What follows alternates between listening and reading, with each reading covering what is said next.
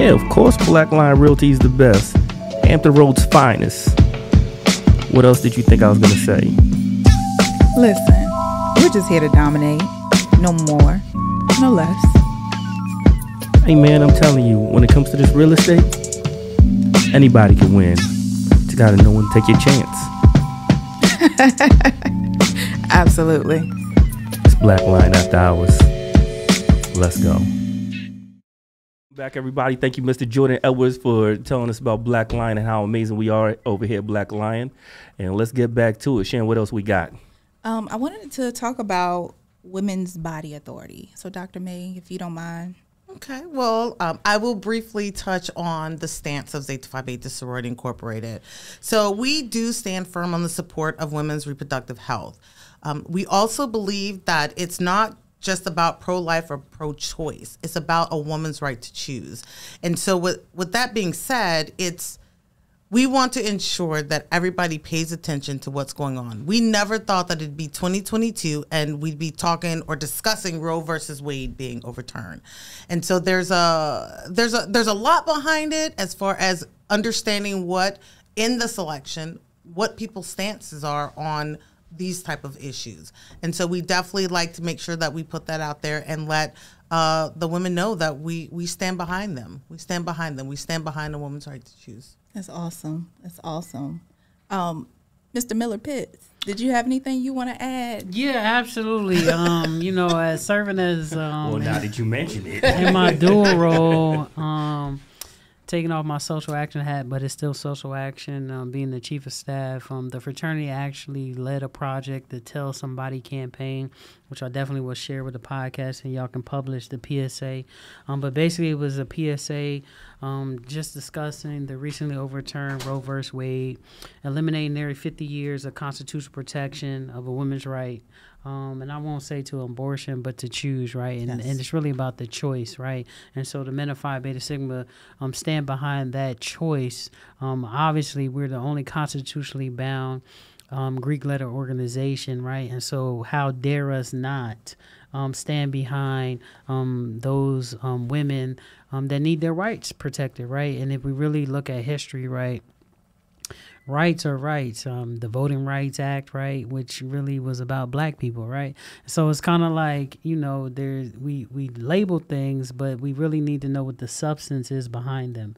And so the PSA, the Tell Somebody PSA is something that we greenlit and really getting voters out there engaged in knowing what really is on the ballot, why you need to go out and vote, and how this vote sets up the next vote, right? It's not a short game. This voting thing is a long game. And so, yeah, and that's definitely important. I think coming from both sides and doing this as a joint thing. And I think that's one thing that we can definitely say as, a male and a female organization or a fraternity and a sorority, that we are still standing behind each other, regardless of what it is. And we still want everyone to be informed and knowledgeable about what is on the ballots and what they're voting for and why they need to be there to vote. Right. And so I will say, not in my official role, but as a black man, I wholeheartedly, being married to a black woman, believe in protecting black women. And so when you really look at the stats of things, which we don't normally go into, and then you notice that some of our communities, the black and brown communities, are disproportionately higher in what I will say negative connotation of aspects of things, as to our place in society as far as our percentage, right? Black people are about 13% of the population. But when you look at poverty, we tip the scale, right? When you look at protecting black women and even things as if we get deep in sexual assault, right? The unreported cases, right? That is part of a woman's right to choose, right? Well, you told me I was getting deep. My apologies, but I mean, you went deep. I mean, I'm also a social action director for the Commonwealth of Virginia, so if I don't know a little bit about get them, then can I really say? And social action. So, what is our social action? Social action really encompasses So those of you that are viewing this, just know that Davis is really running this from behind the scenes. He is texting talking points. He done threw in a question that I wasn't prepared for. Social action is probably best defined as I can do it, is just making sure that the rights of our communities and our the people within our communities, the communities that we serve, are given the information that they need to make better choices and more informed decisions. So I think if I had to define social action, that's kind of what I would go with. I know both organizations take social action very seriously, and I have a state social action coordinator as well that normally works very closely with Miller Pitts on counterpart, Miss Kendra Glover. Okay, I love her give to her a death. shout You know out. what I'm Okay, saying? I appreciate it. I wish she could. I wish she could have been here too. Yeah, yes, but that's my we miss her. That's my OG. But that's one of the things that we again also share or duplicate. But it really just comes down to making sure that we're providing the communities with the information that they need to make better informed choices. Helping with legislative actions, letting them know what's on there. I know, for example, and I think we both do this, is the Day at the Hill. We do the Zeta Day at the Capitol, the Zeta Day at the Hill. We go to Richmond every year. We make sure that, they're understanding what is on these legislative actions and what is being proposed and what it is that we're voting on and who we need to be talking to, which office you need to go talk to, who you need to talk to about certain things. And so I think we kind of take a little bit of all of that to include voters' right and all that other stuff and kind of pull it into social actions just to make sure that we as a people or we as communities are ensuring that we're more educated on the things that we need to be doing. Absolutely. And so I want to give the politically correct answer because I do want to honor my International Social Action Director, Malwan Johnson. So our social action program was formed in 1934, and it was conceived by Bro Elmo Anderson to focus on improving the general well-being of disenfranchised people, which we noticed that those people oftentimes look like us. And the mission of our International Social Action Program is to encourage social, political, and philanthropic leadership, which strengthens our respective communities and our membership by educating our members and on health issues affecting them and their families. That's a big thing that we focus on. Health, right? Black men's health, Black women's health, right? Human rights is on the ballot, right? Black women's health is on the ballot, right? That's one of the things that we focus on. Increase visibility and sense of self-worth by serving our community, right? Like, it's really important to give back. One of the things that I notice is when you look at a lot of our celebrity members that make it out of what I like to say, because I'm from Newark, New Jersey, out of the hood dynamics, right? They oftentimes can't go back or don't really know how to give back, right? Not until they amass a certain amount, right? But I like to believe Sigma and Zeta, and the foundation of our essence, right? What makes us bleed is that service component of giving back, regardless at what point in life and stage we are, right? And that's why we have these youth programs and we have a collegiate program, if you will, and then you can come into alumni and you'll be a member forever, right? And if you really think about the pipeline of how our organizations are made, it's all about that giving back element throughout the process. Oh yeah, definitely. And I was gonna say, as organizations, we are more impactful when our community priorities, our chapter experiences, our partnerships, and our legislative works are aligned. It does help us to be able to be more impactful within our communities. So you mentioned Zeta on the Hill. Can you, what is that? Okay, so what we normally do every year, we plan, Zeta's on the Hill, we go to Washington, D.C., and we go up and we pick a day and we spend that day going to the assembly, hearing what they're talking about, what bills. We visit our legislators while we're up there. We take the time to have meetings and conversations with our legislators. And it's just a way of ensuring that we're up and current on what's really going on, but also gives us an opportunity to kind of put our input into or voice our opinions on some of the things that are going on within, legislative bills and things of that nature, things that are pointed out to us that align with our principles that we need to maybe address a little bit more to help our communities out. Okay. And do you take that information back to the community? Yes, we do. Okay, do. We take it back in the form of, we do newsletters, we do, sometimes we have community events where we kind of discuss how that went. A lot of chapters from, members from all over go to Zeta Day on the Hill, especially in DC. And they bring their reports back. So their representative that goes there, they bring their reports back to their local chapters, and each chapter does have a get engaged person, and so they then take that information, they use that information to kind of direct the programs that chapter participates in or does out in the communities. Okay. Is that a yearly thing? It is a yearly thing. We did have a few breaks during the pandemic. We tried to do it virtual. It wasn't the same, but we did do it. But yeah, so it is a yearly thing. We do the Zeta Day on the Hill, and we also do the Zeta Day at the Capitol. We go to Richmond, so that's for Virginia. We will go to Richmond, and we did a joint one. Yeah, so for the past couple years, we've done a joint blue and white Day at the Hill at the General Assembly in Richmond. Shout out to my counterpart, Sora Glover, for really believing in the vision of, like, I'm all about the collaborative resources and efforts, right? Like, me and 100 black men is cool, but me and 500 black men and women is more impactful. And so when I became the social action and I got with her, I think the first year we did it, we were pre-pandemic, we were able to go up there and we had a great showing, great engagement. And then the past 2 years, I think we had to do virtual. Hopefully this upcoming year we can do in person again. And I think when we can begin to show our collaborative resources, I think one of the things that the fraternities of the Divine Nine were able to do in this past June was do a fraternities day on a hill in Washington, D.C. And so when you look at 1,000+ black men at the nation's capital, right, you got the you got the security person on high alert, like, what is all these black men in suits and all their colors doing?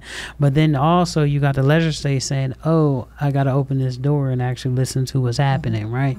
And so I think the more and more that we can do that at our level and then bring the information back to our communities, like Sora Dr. May has said, makes us more of a lot of us, to be part of our organizations, you have to be college educated, right? So that is that's an additional step in the process of making it out of certain circumstances.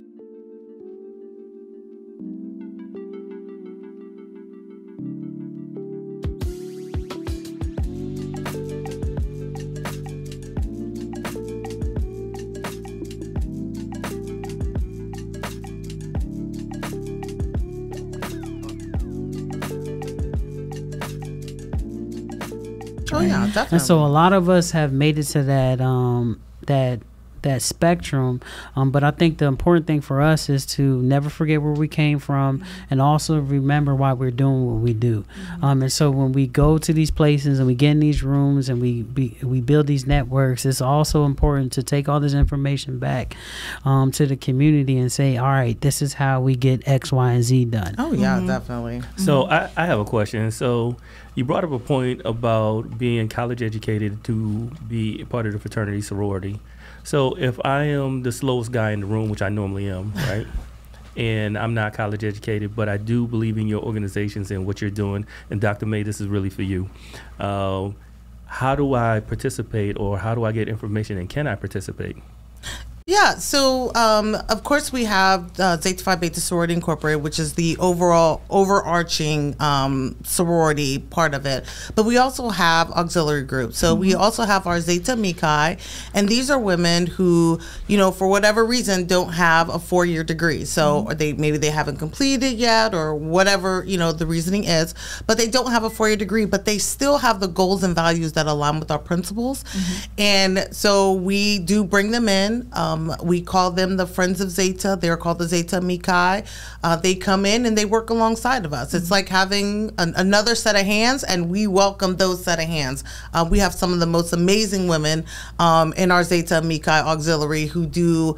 Yeah, they work hard. They work hard, and we were one of the first organization to have an adult auxiliary group, and so that just kind of tells you how much we truly believed in allowing people that maybe didn't have the same opportunities as everybody else back then to be able to come in and support and help. We also have a youth auxiliary group where we cater to youth from kindergarten up to seniors in high school. We do scholarships. We do mentorship. we have so many things that we do with these kids, and it's amazing and it's great. We also have a Zeta Male network, which is the men who support the women of Zeta. They're not Sigmas. Hey. Some of them are Sigmas, but they don't have to be a Sigma. They can be from another Divine Nine organization, and it's a little touchy subject, so let me grab his arm. But we do have them as an auxiliary group, and they're just the men that come out and help us. They were going to be there anyway, and so somebody came up with this wonderful idea, and that's what happened. But if there's anyone that's interested in learning any more about, any of these auxiliary groups, they can always go to z5b1920.org, and they can go there and they can look and see more information. I am in the Alpha Beta Zeta chapter here in Newport News, Hampton, so they can always Google us. We have a website as well. We're also on Facebook, Instagram, Twitter, the whole nine. But please, please, please, if you want to know more information, please feel free to reach out and get more information. Good stuff. So when you say you're in the community, you guys are in the community. Are in the community. We're in the community. We all the way in the schools. We're in the trenches. I mean, we are at the colleges. We are there, and we are doing whatever it takes to get people educated and get them where they need to be. It's a difference when, and I know he talked about, men and they also have a youth group, and I'm sure he's going to get to that in a minute. But, we also believe, when I was a young girl, who did I see that I looked up to, or that I saw that I said, one day I want to be like her. Maybe not necessarily in a sorority, but it's the essence that you bring. And one of our principles is finer womanhood, and that's one thing that we definitely take a lot of pride in how we carry ourselves. And so with these auxiliary groups, with these youth, with the community, we make it a point to always put our best foot forward, but also be there for them and do the things that they need done, because we don't mind getting in the dirt either. We don't mind putting on the jeans and digging in the dirt or doing anything else that we may need to do. So yeah, it's a great feeling. I mean, I don't know if I can express it in words, because it's something I think that lives within me, but it's a great feeling to be able to continuously support the communities in which we live in. And I know that any Zeta out there will tell you the same thing. You're big. You're a part of something that's bigger than yourself. Much bigger than you. Much bigger than you. Could you tell us about you guys' organization? Well, hold that thought, because Jordan always got something to say around this time. So let's go ahead and let Jordan have his moment. And go ahead, Jordan, tell us about Black Lion and how you're 23 and capped. Oh, that's great. So real quick, that is not Jordan. So we're going to switch over to Jordan. Despite the rumors you may hear, now is the perfect time to buy a home. Opportunities at Black Lion are endless. Jordan Edwards, 23 years old and capped. For all your real estate needs, my number is 804-505-4489. That's the final cut, right?